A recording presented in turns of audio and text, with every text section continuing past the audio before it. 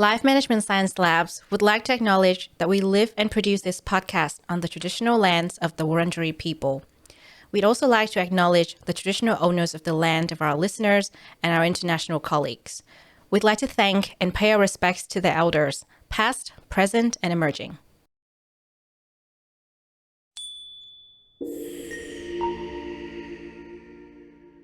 Hello, everyone, and welcome to Sero Boost, the Happiness Science Insights podcast, produced by LMSL, the Life Management Science Labs.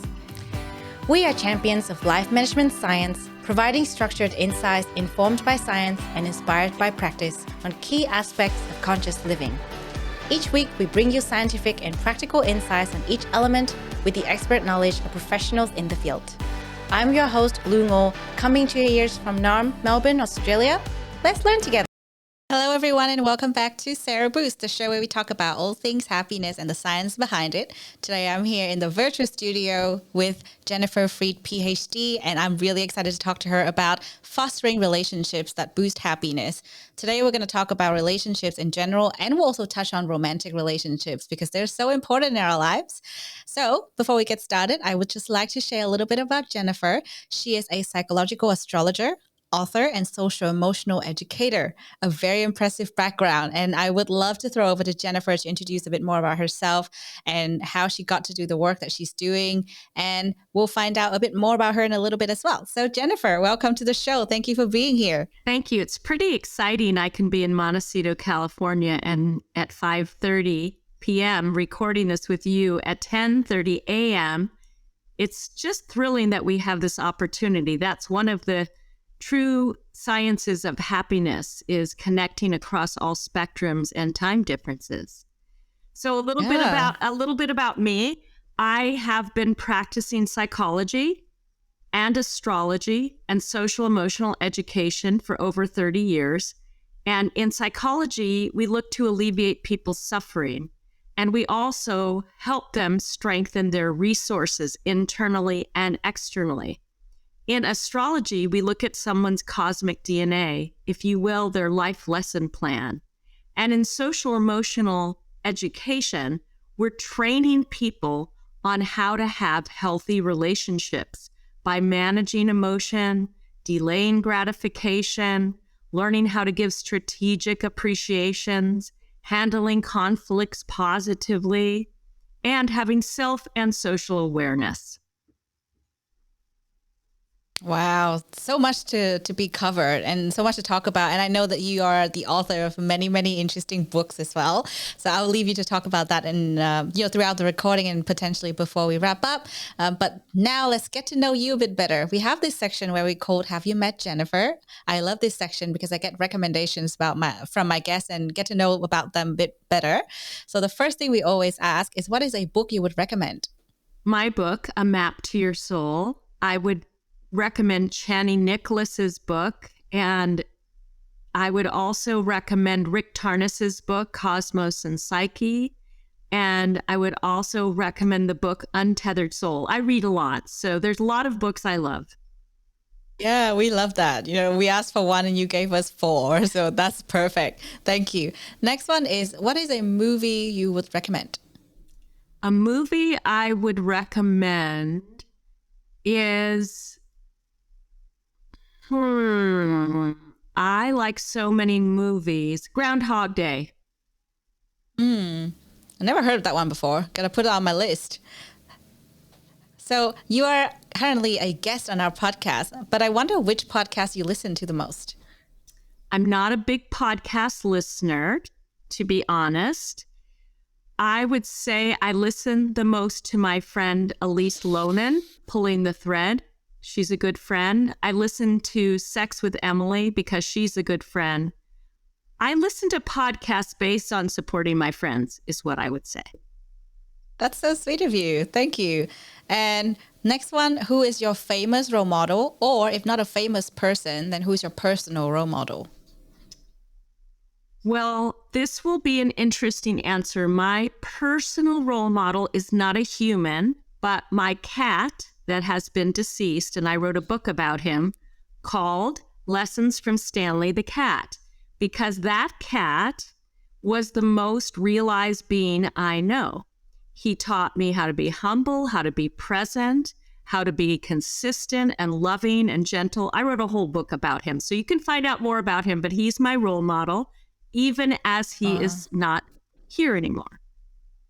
Oh, I love that. I have 3 cats myself. So when you talk about your cat, I'm like, your deceased cat. So lovely.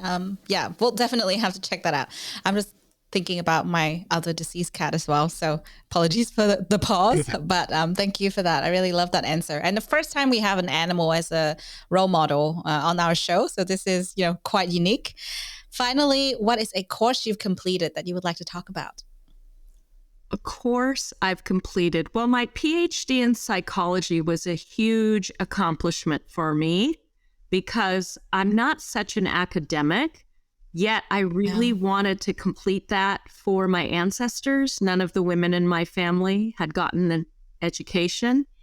And also I wanted to learn the discipline of writing, which it really did teach me that. Yeah, that's fascinating. Thank you. All right, so we've covered 5 questions. We got to know 5 things about you. And I believe that our audience, just like me, we've known you a bit better. Feel like we're friends. So now let's talk about the topic of the day. We'll talk about happiness. We'll talk about relationships. And we always start with the question about happiness because this is what the show is about. And I find that each guest has a very unique definition. So I wonder to you, Jennifer, what does happiness mean? It's the perfect sweet spot of pleasure, purpose, and meaning. I love that definition. Yeah, it's quite similar to some of the guests have talked about before. And I think it's quite relevant nowadays because, a lot of us, I would say recently have talked about, lacking a sense of purpose. Lots of us have pleasure, that cannot be denied. And I guess we always seek that frequently. But purpose is a thing that we need to think about more because it doesn't come easily to us. We sometimes have to find it, and do work around it. So that's quite interesting and like a good reminder to myself.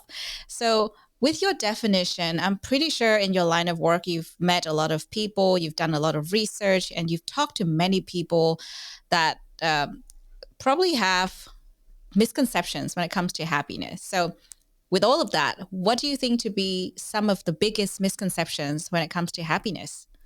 That it's going to be in the future is the biggest misconception. I work with billionaires, celebrities, and very poor people as well. And what humans seem to have in common is that one day I will get to be happy if I have this or I have this. And there's nothing true about that because I know people with everything that you could ever conceivably want, and they feel very lonely and unhappy. So happiness is the state of gratitude in this moment for what you have and what you do not have. Yeah. Wow.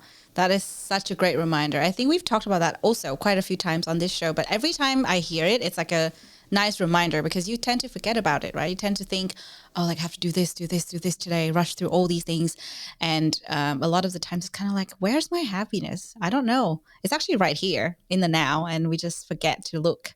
So I think that's quite important. And it's such a great way to look at the topic of today because we're talking about relationships and fostering relationships to boost happiness. And I think a big component of relationships would be being present, and enjoying where you are in that relationship. And we'll talk about many more aspects of it. But I would love to hear from you regarding some of the key principles when it comes to fostering positive relationships that can boost our happiness. To me, relationships all require an intense curiosity instead of defensiveness.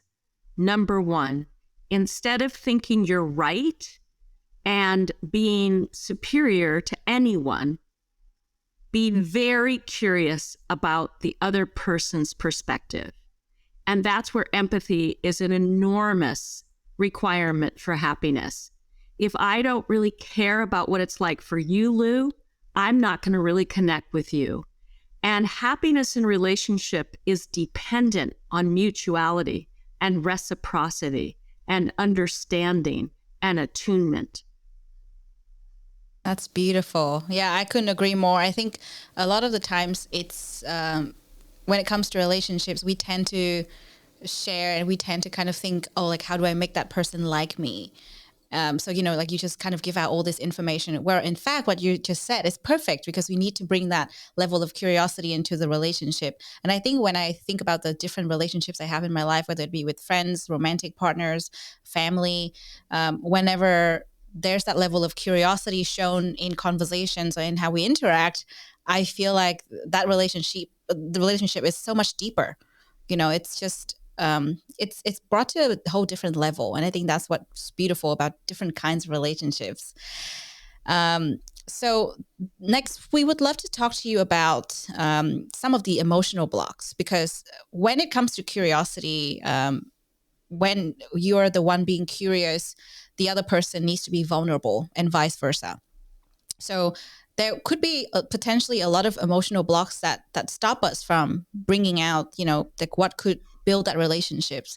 This could mean, like I wouldn't feel comfortable or vulnerable enough to share myself with you, Jennifer, because I have things I need to work on by myself and on my own. So how do you think individuals can identify and work through these emotional blocks so that they don't hinder their ability to build these relationships?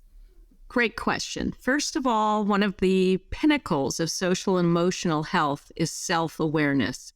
So one, you have to be aware of where am I blocked? And one great tool for that is notice in your body where you contract when somebody asks you a question or when somebody looks at you. Every block we have to intimacy is ours to remove. So first we have to become aware. What is it? What am I afraid of? What do I imagine is going to happen if I share this with you, Lu? And then even to say, I'm not ready to talk about this is a bold and transparent step. Yeah, that's such a good point. I think I've realized this in friendships quite a bit. So, when we first hang out, like this can apply to a lot of different friendships, actually. But sometimes there are questions thrown around that I just wasn't ready to answer. And I feel like past me would be like, oh, I don't really want to talk about that. So I'll just dodge it or just give a really vague answer. But recently, as I've grown as a person, I've started to say, I appreciate your question, but I'm not ready to talk about it. Yes. I'll talk to you about it at a later date. And I think that really helps because that allows the other person to understand that there needs to be so much vulnerability and so much self-work, within me that needs to happen before I can have that conversation with them. And slowly but surely that build trust. I think that's also a very important factor in relationships, don't you think? Absolutely. And we build trust by keeping our word. And I think this is a very understated part of intimacy is we are only as good as our word. So if you say to me, Jen, I'm going to show up at 5:30 to support you in a book review, and you don't come till 6, ouch. You lose a little credibility. If I say to you, I'm going to keep your confidence and you've told me a secret and you find out I've shared it, ouch, you lose some credibility. I really believe that we are only as trustworthy as our word is kept. Very important.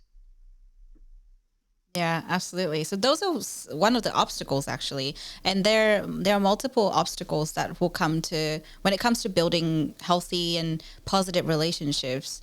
That sounds to me like communication, right? Building trust, communication and action, actually doing what you're saying. But I'm sure there are other obstacles when it comes to building healthy and positive relationships as well. So what do you think they are? Well, there's 4 ways that people generally don't listen that interrupt the possibility of true connection. 1 is, instead of listening, they give advice. 2 is toxic positivity. Instead of listening, they just try to cheer you up and get you to move on. 3 is they're distracted. They're on their phone. They're not really looking at you. They're looking at other people. And 4 is analyzing you and trying to fix you, repair you, as if you are a broken problem. These are not ways that we actually listen to people. Deep listening is characterized by actually understanding, being able to remember what somebody has said, using follow-up questions, And not so much identifying, oh, yeah, me too, but actually saying, well, what is it like for you? And believing that that other human being is a whole world of possibilities you've never even considered. Yeah, absolutely. I think it's quite important to notice that these things tend to sort of manifest based on how you were brought up. Because I talk to my friends a lot about this, and I think the tendency for us to whether or not listen deeply and really seek to understand before being understood, that is probably like a coping mechanism or a way for us to get over and get through childhood trauma. So I think there's a very big factor here in terms of how children are raised and how communications between parents and caregivers can help children to really nurture these positive traits. So what advice would you give to parents and caregivers so that they can support their children in developing healthy relationships and positive relationships? I think the most important thing for parenting is do your own work. You mentioned trauma. I've been trained as a national consultant for EMDR, which is a post-traumatic growth therapy. And what I notice is most parents take out their own traumas on their children unless they've worked through them. So to be a great parent is not to get your children to be certain ways or to be certain people, but it's to remove the blocks inside of you as a parent from seeing them as they are. Everybody wants to be safe, seen, and celebrated. A parent's job is to get detached enough to say, how can I help Lo blossom? And listen deeply to what Lo wants. Children at a very young age know who they are. And if they're not repressed or censored, they grow quite naturally into their true selves. Having said that, as a parent, you need very clear boundaries of expectations. And so children are not confused about what's expected of them. Yeah, that is absolutely correct. And I think when I was doing some reading on this topic, there was a very big component of, showing the right behaviors as well, because, children learn from what they observe. And, if they observe the way that their parents interact and they're not, healthy behaviors, again, going back to trauma, obviously the parents have to work through their trauma first. But if these behaviors are where, could be unhealthy or, the parents just unconsciously do things that to teach children really bad lessons that will stay with them for a very, very long time. And it takes so much unlearning to, get away from that. So I think it's also that aspect of understanding and, consciously learning about yourself before you even become a parent. And this is what just, based on what I learned, I'm not a parent myself. But I think it's so interesting when I read that, because I was thinking, wow, there's so much that we do. And even if we're not parents, we interact with children, right? Like if I interact with my nieces and nephews, and if I'm doing something, if I'm, interacting with them and I'm on my phone, they would probably assume that, it's okay for me to interact with my friends and just be on my phone at the same time. Yes, I think that what disturbs children the most is the excessive hypocrisy in the adult population. Don't be on your phone. Meanwhile, I'm on my phone. Don't eat junk food. So Meanwhile, true. I'm drinking wine. There's just a lot of hypocrisy. I know when I was growing up, I had to struggle a lot to find out what was true because my parents would say one thing and do another thing.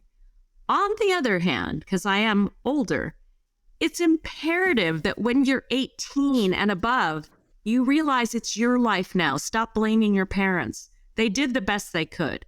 Now, if you've got blocks to intimacy and relationship, go get help instead of making excuses for why things aren't working for you. Yeah, absolutely. I couldn't agree more. And this is like I would say like the basic principle of relationship.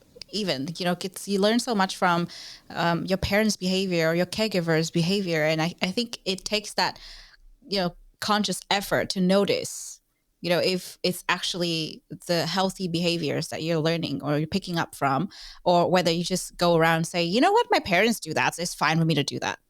it's very different as well. So it takes both sides, especially when you said, when you're 18, you're an adult. Obviously, in the process of growing up, there's so much that you're going to learn. And so I think this is probably the most fascinating aspect of learning from relationships and nurturing relationships yourself, because it takes two hands to clap. So it's not just, okay, this is how we're going to go with this relationship, whether it be parent and children or friendships or, romantic partnerships. It's quite an interesting space to navigate. And a lot of it takes so much learning, noticing, because I feel like we are on autopilot a lot of the time. Like you said earlier, right? Like, are we in the present? Probably not. At least 50% of the time we're not, which is on autopilot. I think it takes an incredible resistance to the dominant culture noise to be present. There is so much conspiring against us to be in this moment together. All of the mental chatter, the media chatter. And so for me, the biggest revolution of consciousness will be a resistance to the outer noise and tuning in to our intuition, to our inner guidance. These are the ways that we will truly become intimate with ourselves and others. Yeah, absolutely. And I think when it comes to relationships, that the strong emphasis nowadays as well, for a lot of people, it's kind of new to navigate the romantic relationship space, because you just mentioned, like tuning into yourself. It's quite interesting because this is what's been happening lately when I talk to my friends. So I have a friend who was just complaining about another friend who started to get into relationships and started to disappear. And then I have another friend who talked about her best friend whose behavior completely changed when, ever since she started to get into a relationship. So this actually impact the friendships and potentially the romantic relationship, and most importantly, the person themselves. So I think let's talk a bit more about that, because this is like a dynamic that affects everyone around that person, whoever that might be, that is getting into a romantic relationship or has been in a romantic relationship for a long time with their partner. There's that need to really balance the personal growth, personal development with the needs and desires of the partner. Because a lot of the times we see that, like when their partner asks them for something, someone might just, come running, and they don't really care about what they are supposed to do. Yes, I think this is a huge hurdle, especially for women who are more vulnerable to being caretakers, that they lose their identity sometimes when they merge with another person. And it takes a community of loyal and truthful friends to call them back in. We are all living in a matrix of relationships. So even if you have a romantic relationship, it impacts all these different relationships, as you were saying. So for me, it's about having authentic friendships where somebody can say, hey, Jen, you are seeming obsessed right now with this relationship, but we haven't seen you, and that doesn't seem that healthy. Or, hey, Lo, you are spending so much time caring about what they're thinking and doing. I haven't heard a thing about your priorities lately. We need to keep each other accountable. It's a concept I call the sacred crew, and it's in my new book, A Map to Your Soul. It's essential that we surround ourselves with people that care about our well-being more than they care about being nice. That is such a good point. I couldn't agree more. I think a lot of the times, especially with friends who are a little bit on the people-pleasing side, they might just say nice things to you because they don't want to hurt you or they don't want to damage the relationship. But that actually damages the relationship big time. Well, you said it. It turns into gossip. When you don't have the ability to say to your friend what's really going on for you, you're more likely to turn to another friend. And now we've got this gossip ring going around, and that's very damaging. Yeah. I don't like to gossip. I like to tell people what's going on for me and let them have the chance to know who I am in my feedback. Yeah, absolutely. I think it's hard. It's definitely a challenge, especially for people that are on the more defensive side. They don't like confrontation. It's better for them to process the situation and talk about it later, like myself. Hands up, that's me. So it takes a lot of learning. So I think it's true, we don't want gossip, but at the same time, it's a journey to get there. Because, for some people, it might just be really easy for them to speak their mind. Like, hey, what are you doing? This is not okay. But for me, it takes so much more time to actually think and approach the situation, because I need to have enough observation to actually go to that person before I even say it out loud. I'm like, am I even right? Like, am I overthinking this? Because that's what's going on in my mind. Like, most of the time I'm like, I think it's wrong, but I think I might be overthinking it as well. So I need a second opinion. But then it kind of turns into gossip, just like you said. So I'm kind of like, okay, I'm going to have to navigate this. Well, you are a great observer. I can tell that already. And you really are thoughtful and you're introverted. And so for me, my coaching to you would be write about it first. Because in writing, you'll be able to really see all the different sides because you're a good perspective taker. And maybe even say to the person, I have something I want to talk to you about in a couple of days. And by the time you've written it out and asked permission to talk about it, you're good. That's a good point. Thank you. Very helpful. Yeah, I tend to journal quite a bit, but lately I haven't done that as much. So this is a good reminder to actually do that, because otherwise it's all in here. It's getting noisy. So yeah, that's a really good point. So we talked about the perspectives of the friends, right? So you mentioned that it requires a tribe of good friends to help you. But the work is also required, and the most required from the side of the person who's going through all of this, whether it be, like getting into a romantic relationship, being in a romantic relationship, or getting out of them. So it's now getting to a point where we also need to look at preparing for this. So I'm talking about this because if someone is single, is not looking for a relationship right now, listening to this podcast episode, I'm sure there are things we can do to help them to prepare for the future when they decide to, if they want to get into a romantic relationship. It's very important to kind of like keep yourself focused on your own journey as well, because this is what happens a lot of the times. It happened to me when I was younger, and I know that it's happening to a lot of people around me at the moment. You lose yourself in the relationship. You become a completely different person. So we're still talking about that, journey of self-development and personal development while balancing the needs of the relationship. So which advice would you give to those people who are navigating this space? I know that there are a few things like setting boundaries, working on your attachment styles, little things like that really help and add up, but I'm sure there are more. I have one single great piece of advice for all you single people.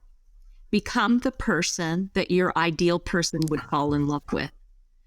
The best way to be prepared for a true love, and I have a true love. I've been with somebody for 27 years and we have a really good relationship. The best way to prepare is be that person that your true love would want to be in love with. Work on yourself like you are a masterpiece and be fully expressed in your life. We all come in with so many gifts, small and big gifts.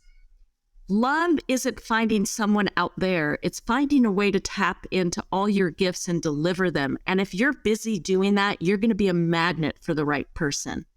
If you are waiting for someone to define you, affirm you, approve of you, you are already in a codependent relationship. Turn the attention here. Be magnificent. Dress the way you would dress if the perfect person would walk in the room. Talk the way you would talk. Because in courtship, just like in nature, people really are their best. Start now. Don't wait for the person. You'll enjoy your life more. Absolutely. Yeah, absolutely. I think it applies to everyone, actually, not just single people, because as I said before, I hear from lots of friends who just talk about how other people get lost in relationship and, their friends and circles don't recognize them anymore. They just become really different. And that is so sad, actually. That's quite sad. So I think the focus to work on the self is it's not just, for when you're single. I think it's even more important when you're in, getting into a relationship or in a relationship yourself, because that's when it gets really like, the boundaries might get blurred, or, like you might notice issues and you're kind of like, oh, wait, why didn't I see this before? So I think turning that inward and just really working on yourself, that's super important. And I have great news for your audience, which is I developed something over 10 years called the Relationship Check-In Tool. And it is very much like counting steps for your physical activity. But what it's going to allow people to do is count their steps toward having a healthy relationship daily, weekly, monthly with a graph. And it's going to be run through Nebula Horoscope starting in May. And the first week will be free, and then there'll be a small fee. But for me, as a person that's listened to thousands of people talk about relationship, why aren't we putting in the time every day reflecting on how healthy are we being in a relationship, friendship or otherwise? This tool is going to be a game changer. That's fantastic. Thank you for sharing. I'm pretty sure our audience would definitely check out the tool, enjoy it. I'll check that out as well. So please send us the link. We'll make sure to include that in the show notes. And final question before we go into the practical part of this podcast episode is the big question. So we've covered quite a few things. We've covered the obstacles when it comes to maintaining healthy relationships, how we can, build that and nurture that.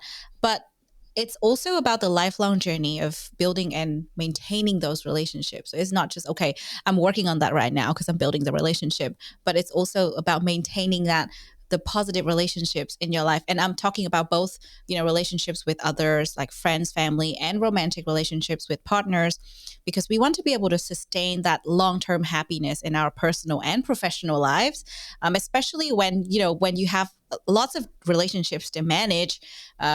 People tend to get sucked into certain, issues or problems, and they get affected and they are not able to perform professionally, for example, and vice versa. Yeah. Well, I think it's pretty simple and hardly ever really done right, which is to maintain long-term relationships, you need to give time, energy, and attention to them on a regular, consistent basis. So for me, with my friends, I have very deep friendships, and I have my beautiful partner. It's about telling them I love them daily. I also recognize their qualities and their essences daily and text them loving things. I'm also available for them when they're super sad and don't try to talk them out of their feelings. If you want to have successful long-term relationships, make it a priority to give time, energy, and attention. Yeah, I love that. I think it applies to all kinds of relationship, right? And it's a reminder, if you haven't talked to or texted your mom, your dad, your best friend, do that right now as you're listening to this, or once you finish listening to this, because I think we forget to do that a lot, and myself included. Sometimes when I'm busy, I'm just going with the grind. I'm like, wow, it's been a week. I haven't texted my mom. I should do that, So that's a really good way to maintain these relationships. And I love that you talked about those 3 anchors. So let's talk about something more practical now. We've talked about a lot of the theories. We've got to know you a bit better. And you also mentioned that you have a loving partner that you adore. And I'm pretty sure your other relationships are well maintained. So we would love to know from you, what is a practice that you use to actually allow you to foster the relationships in your life and maintain them to be these healthy, positive relationships? Well, I did mention I keep in constant contact with people, even if it's a small text.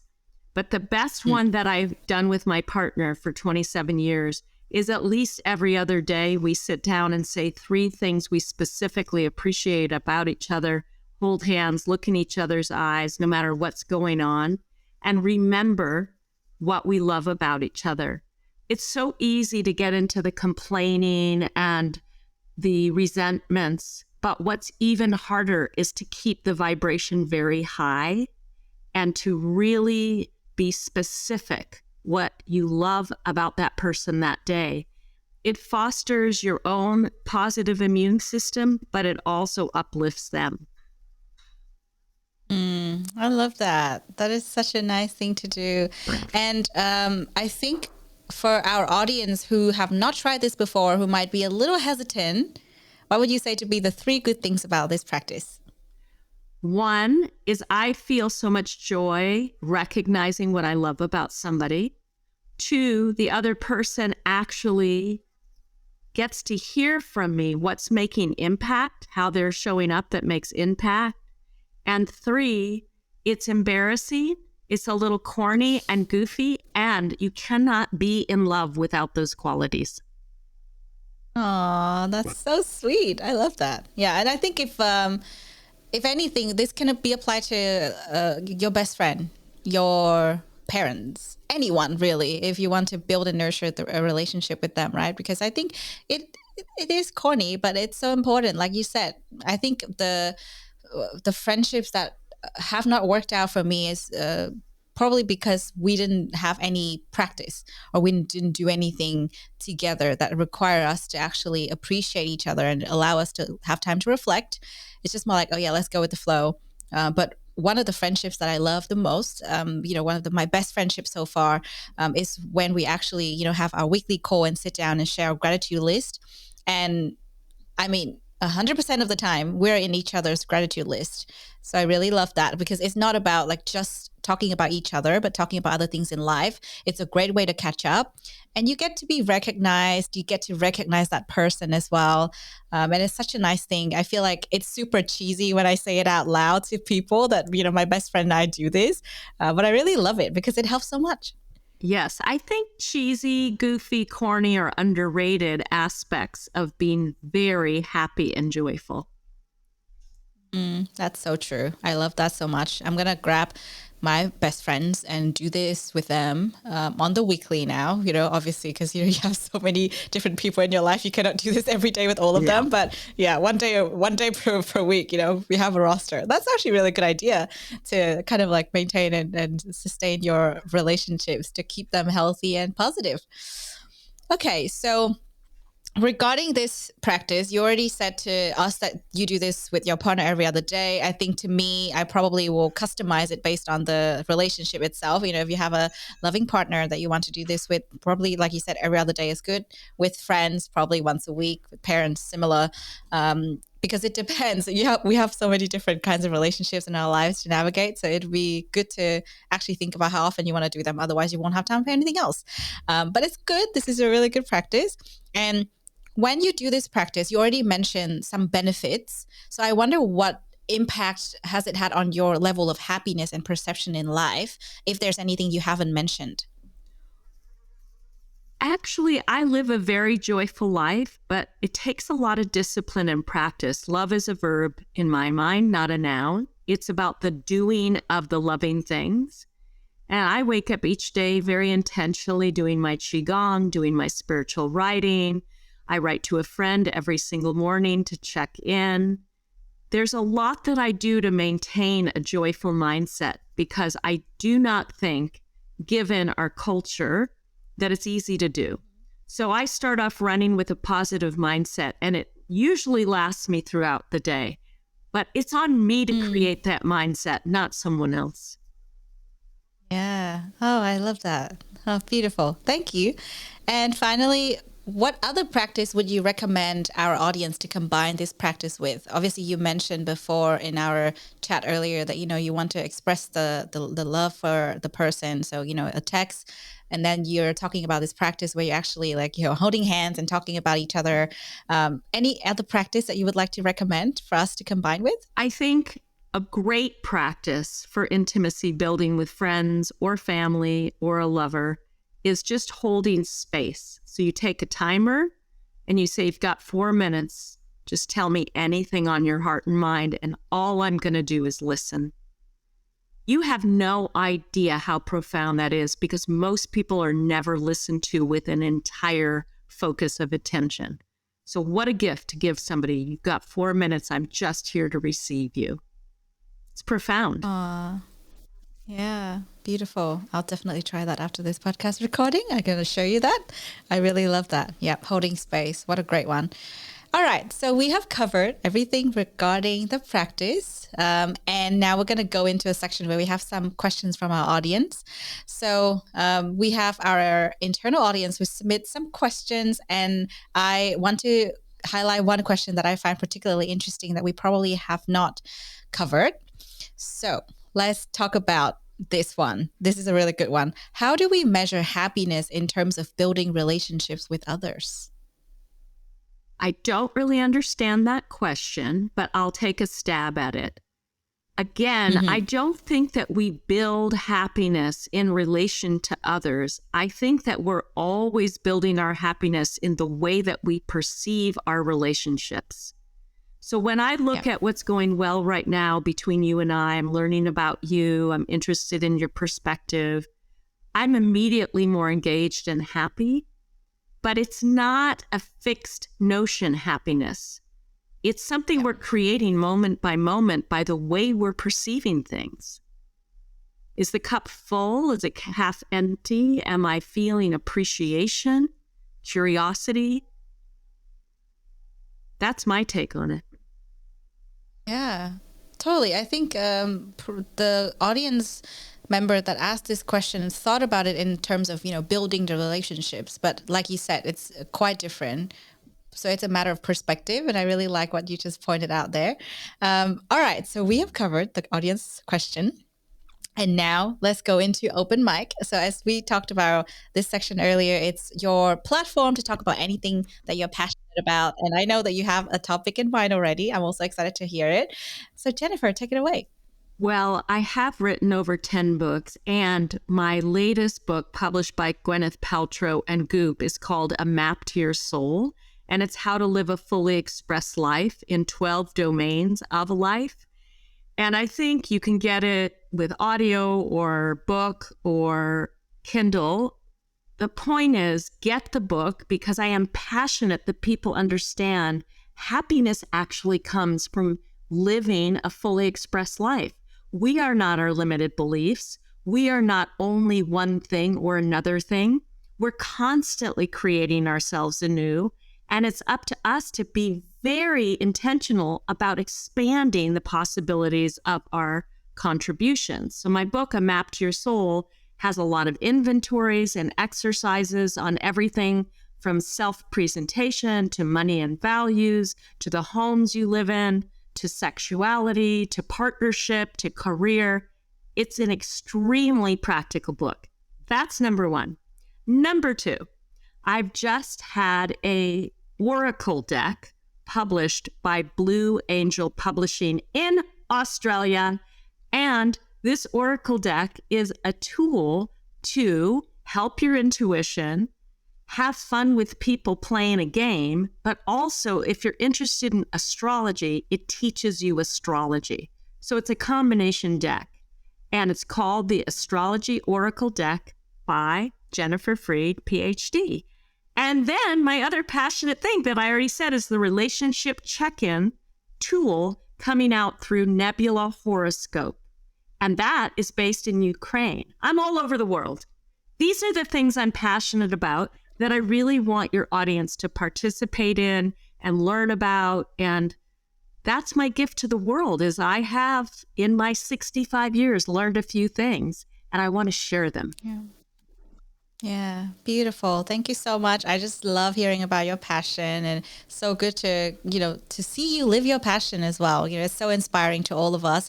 Thank you for being here, for your time, for sharing your insights. And genuinely, I think even though it's a very short and sweet conversation, there's so much that we can learn from it and actually take from it to go into our daily lives and, keep fostering those relationships that we want to maintain, to be happy, to be healthy, to be positive. And I'm definitely going to apply some of the things that you just mentioned, especially holding space. I love that one. So thank you so much for being here. I hope you enjoyed it as much as I did. And we'll definitely check out your book. Great. And I really want to say I love you, Australian people. And I feel so happy to be part of something that's emanating from there. And thank you for your time and the engineer's time. It really is quite a contribution you're making. So thank you. Thanks so much. produced by the Happiness Science Labs, a division of LMSL, the Life Management Science Labs. More episodes are available from 10 life management perspectives and can be found by searching LMSL on Apple Podcast, Google Podcast, Spotify, YouTube, and other podcasting apps available on your devices. If you enjoyed this episode, please rate, share, and subscribe to our channel so that other people can find it and we can continue to provide quality content. More of our work can be found on our website at ha.lmsl.net, where you can join our movement. I'm Lu Ngo. Thanks for tuning in.